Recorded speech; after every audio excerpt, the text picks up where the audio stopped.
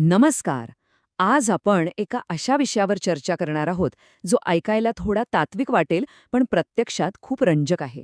प्राचीन भारतीय तत्वज्ञानातील अत्यंत गुंतागुंतीचे वाटणारे सिद्धांत, आयुर्वेद विज्ञानाचा एक अगदी व्यावहारिक आणि भक्कम पाया कसा बनतात हे आज आपण उलगडून पाहणार आहोत. हे केवळ जुने विचार नाहीत, तर एका प्रगत विज्ञानाची ती पाळेमुळे आहेत जी आजही आपल्याला अचंबित करतात. आजचा हा संपूर्ण प्रवास अमूर्त भौतिकशास्त्रापासून ते थेट वैद्यकीय उपचारांपर्यंत जाणार आहे. आपण 5 मुख्य टप्पे पाहणार आहोत. कार्यकारणभाव सिद्धांत, कार्य आधीपासून अस्तित्वात असते का, अणु, क्षण आणि दृष्टिकोन, परिवर्तनाची प्रक्रिया आणि शेवटी आयुर्वेदिक वैद्यकीय उपयोग. चला तर मग सुरुवात करूया पहिल्या टप्प्यापासून. विभाग पहिला, कार्यकारणभाव सिद्धांत म्हणजेच वास्तवाचा पाया. विश्वात कोणत्याही भौतिक गोष्टीची निर्मिती मुळात कशी होते या मूलभूत संकल्पनेपासून आपण पुढे जाऊया.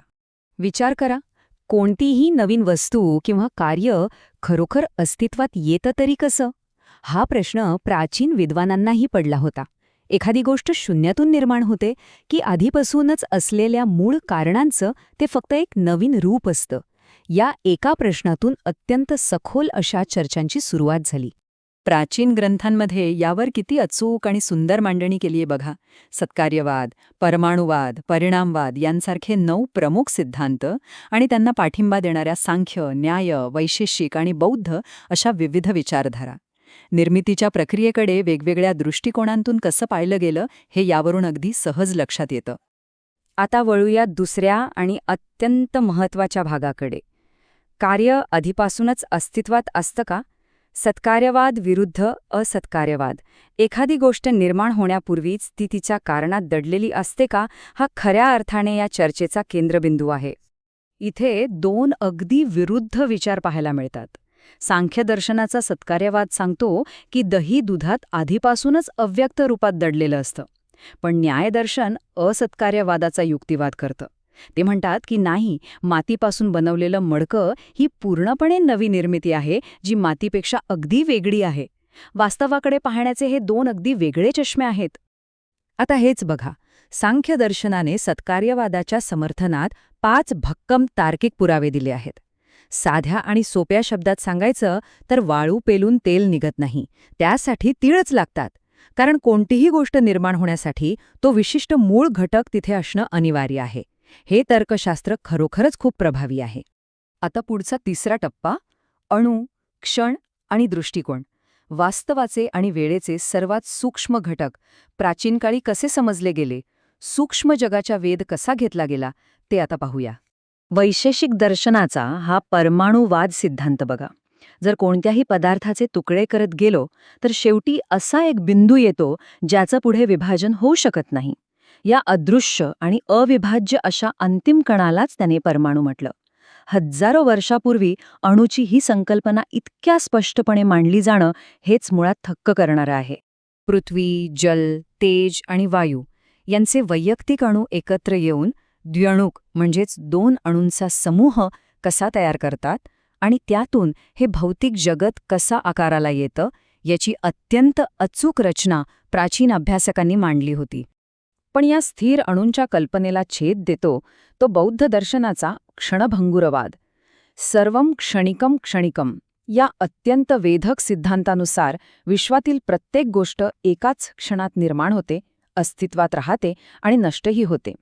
हे एक अखंड आणि कधीही न थांबणारं चक्र आहे. ह्या सर्व निरपेक्ष आणि टोकाच्या मतांमध्ये समतोल आणण्याचं काम करतो तो जैन दर्शनाचा अनेकांतवाद. सत्याचे नेहमीच अनेक पैलू असतात, त्यामुळे कोणत्याही कठोर किंवा एकांगी विचाराला चिकटून राहू नये. वास्तवाचे अनेक आयाम असतात हे आपण लक्षात ठेवलं पाहिजे. आता वळूया चौथ्या विभागाकडे, परिवर्तनाची प्रक्रिया. भौतिक जगात प्रत्यक्ष बदल कसा घडतो, उष्णता आणि ऊर्जा या गोष्टी पदार्थात कसे बदल घडवून आणतात ते आता आपण समजून घेणार आहोत. यालाच म्हणतात परिणामवाद. अगदी सोप्या भाषेत सांगायचं तर परिवर्तन. जेव्हा पाण्याचे बर्फ होते किंवा दुधाचे आंबून दही होते तेव्हा मूळ वस्तू आपला आकार सोडून नवीन रूप घेते. निसर्गातील या रोजच्या चमत्कारांना या सिद्धांताने अतिशय सहजपणे स्पष्ट केलं आहे. समजा कुंभार मडकं भाजतोय तेव्हा भट्टीमध्ये नक्की काय होतं? पिलुपाकवाद सिद्धांत सांगतो की उष्णतेमुळे ते कच्चं मडकं पूर्णपणे विरघळून स्वतंत्र अणूमध्ये विभागलं जातं. त्या अणूंवर उष्णतेची प्रक्रिया होते आणि मग ते शिजलेले अणू पुन्हा एकत्र येऊन एक नवीन कडक मडकं तयार होतं. याच्या अगदी उलट आहे न्याय दर्शनाचा पिठरपाकवाद. यांच्या मते अणू वेगळे होतच नाहीत. त्याऐवजी संपूर्ण वस्तू एकाच वेळी बदलते. जसं की झाडावरचा हिरवा आणि कच्चा आंबा जेव्हा पिकून गोड आणि पिवळा होतो तेव्हा त्यात अणूंचं विघटन न होता संपूर्ण आंब्याचंच परिवर्तन एकाच वेळी झालेलं असतं. आणि आता सर्वात महत्त्वाचा 5वा विभाग, आयुर्वेदिक वैद्यकीय उपयोग. हे सगळं तत्वज्ञान व्यवहारात कसं उतरतं ते आता बघूया. हे अमूर्त भौतिकशास्त्राचे सिद्धांत म्हणजे केवळ बौद्धिक व्यायाम नाहीये. आयुर्वेद वैद्यकशास्त्राचा तो अगदी थेट पाया आहे.